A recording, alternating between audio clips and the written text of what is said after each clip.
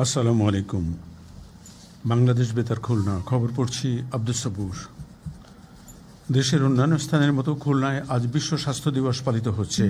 এবছর দিবসটির প্রতিপাদ্য হচ্ছে স্বাস্থ্যসেবায় বিজ্ঞান, সুরক্ষিত সকল প্রাণ।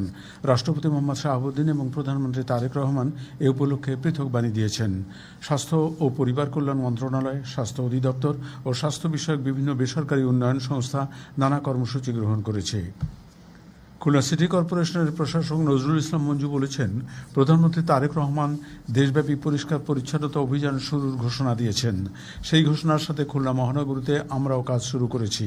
দৈনন্দিন কাজের পাশাপাশি প্রতি শনিবার এলাকাভিত্তিক বিশেষ পরিচ্ছন্নতা অভিযান চলছে। তিনি গতকাল খুলনা মেডিকেল কলেজ ক্যাম্পাসে পরিষ্কার পরিচ্ছন্নতা অভিযানের উদ্বোধনকালে প্রধান অতিথির বক্তৃতায় একথা বলেন। কেসিসির পাশাপাশি নগরবাসীর সহযোগিতা কামনা করে প্রশাসক বলেন, চিকিৎসা গ্রহণের জন্য বিভাগের সকল জেলায় মানুষ এই হাসপাতালে আসে। সে কারণে এই প্রতিষ্ঠানের পরিবেশ সুন্দর রাখা জরুরি। হামের প্রাদুর্ভাব থেকে খুলনা ভালো অবস্থানে থাকলেও তিনি পূর্ব প্রস্তুতি রাখতে চিকিৎসকদের প্রতি আহ্বান জানান এবং কলেজ ও হাসপাতালের অভ্যন্তরে বিদ্যমান ফাঁকা জায়গায় পর্যাপ্ত গাছ লাগানোর উপর গুরুত্ব আরোপ করেন। খুলনা মেডিকেল কলেজের অধ্যাপক ডাক্তার গোলাম মাসুদের সভাপতিত্বে কেসিসির প্রশাসনিক কর্মকর্তা, স্টেট অফিসার এবং সিনিয়র লাইসেন্স অফিসার সহ মেডিকেল কলেজের শিক্ষক ও শিক্ষার্থীবৃন্দ অনুষ্ঠানে উপস্থিত ছিলেন। মেডিকেল কলেজের উপাধ্যক্ষ ডাক্তার মোহাম্মদ আমানুল ইসলাম এতে স্বাগত বক্তৃতা করেন। প্রধানমন্ত্রী ঘোষিত কর্মসূচির অংশ হিসেবে ডেঙ্গু ও মশাবাহিত রোগ প্রতিরোধে মেডিকেল কলেজ কর্তৃপক্ষ এ অভিযান শুরু করেছে। পরে কেসিসি প্রশাসক নজরুল ইসলাম মঞ্জু নগরীর দৌলতপুরের কল্পতরু মার্কেট, পাখির মোড়, মূলের ঘাট খাল ও সাড়াডাঙ্গা এলাকার বর্জ্য সংরক্ষণের জন্য সেকেন্ডারি ট্রান্সফরমার স্টেশনের নির্মাণের স্থানসহ বিভিন্ন চলমান উন্নয়ন প্রকল্প পরিদর্শন করেন। কেসিসির নির্বাহী প্রকৌশলী মোহাম্মদ আনিসুজ্জামান ও কনজারভেন্সি অফিসার প্রকৌশলী মোহাম্মদ আনিসুর রহমান সহ স্থানীয় গণ্যমান্য ব্যক্তিবর্গ এ সময় উপস্থিত ছিলেন। চুয়াডাঙ্গায় জ্বালানি তেল সরবরাহ, মজুদ পরিস্থিতি ও বাজার নিয়ন্ত্রণে এক মতবিনিময় সভা গতকাল জেলা প্রশাসকের সম্মেলন কক্ষে অনুষ্ঠিত হয়। সভায় জানানো হয়, জেলায় বর্তমানে 22টি ফিলিং স্টেশন ও 46টি এজেন্সির মাধ্যমে জ্বালানি তেল সরবরাহ করা হচ্ছে এবং খুব দ্রুতই সরবরাহ পরিস্থিতি স্বাভাবিক হবে। কোনো ধরনের অনিয়ম বা কৃত্রিম সংকট সৃষ্টির চেষ্টা করলে কঠোর আইনানুগ ব্যবস্থা নেওয়া হবে। জেলা প্রশাসক লুৎফুন নাহারের সভাপতিত্বে অতিরিক্ত পুলিশ সুপার জামাল আল নাসের এবং অতিরিক্ত জেলা ম্যাজিস্ট্রেট BM তারিকুজ্জামান সহ আইনশৃঙ্খলা বাহিনীর সদস্য এবং জ্বালানি তেল বিপণন প্রতিষ্ঠানের প্রতিনিধি ও এজেন্টরা এ সময় উপস্থিত ছিলেন। এদিকে জ্বালানি তেলের চলমান পরিস্থিতি মোকাবেলায় করণীয় বিষয়ে এক মতবিনিময় সভা গতকাল খুলনার কয়রা উপজেলা পরিষদ মিলনায়তনে অনুষ্ঠিত হয়। উপজেলা নির্বাহী কর্মকর্তার সভাপতিত্বে উপজেলা মাধ্যমিক শিক্ষা কর্মকর্তা, উপজেলা কৃষি কর্মকর্তা, থানার ভারপ্রাপ্ত কর্মকর্তা, উপজেলা জামাতের আমির ও উপজেলা ফায়ার সার্ভিসের টিম লিডার এ সময় উপস্থিত ছিলেন।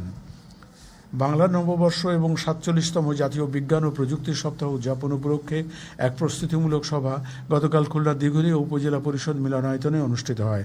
সভায় বাংলা নববর্ষ উদযাপন উপলক্ষে বিভিন্ন কর্মসূচি গ্রহণ করা হয়েছে।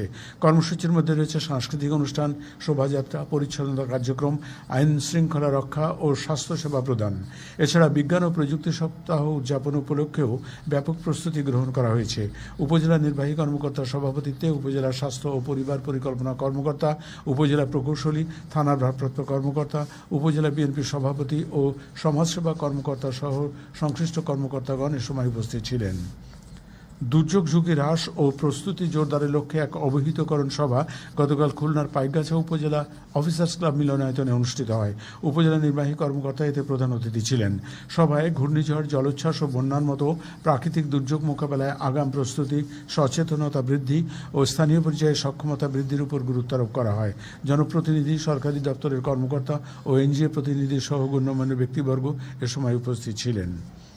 সরকারি ও বেসরকারি উভয় মাধ্যমের হজ যাত্রীদের এক প্রশিক্ষণ কর্মশালা গতকাল মেহেরপুর জেলা ইসলামিক ফাউন্ডেশনের মিলনায়তনে অনুষ্ঠিত হয়।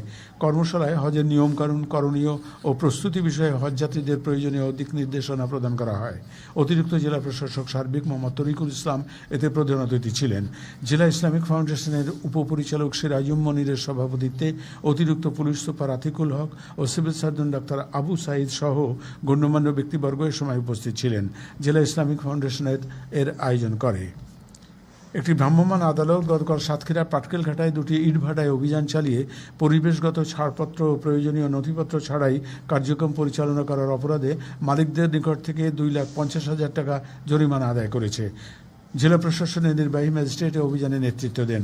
এদিকে গতকাল জাতীয় ভোক্তা অধিকার সংরক্ষণ অধিদপ্তরের খুলনা বিভাগীয় ও খুলনা বিভাগের আওতাধীন বিভিন্ন জেলা কার্যালয়ের ভোক্তা অধিকারের 6টি টিম তদারকিমূলক অভিযান পরিচালনা করে বিভিন্ন অভিযোগে 9টি প্রতিষ্ঠানের নিকট থেকে 2,47,000 টাকা জরিমানা আদায় করেছে।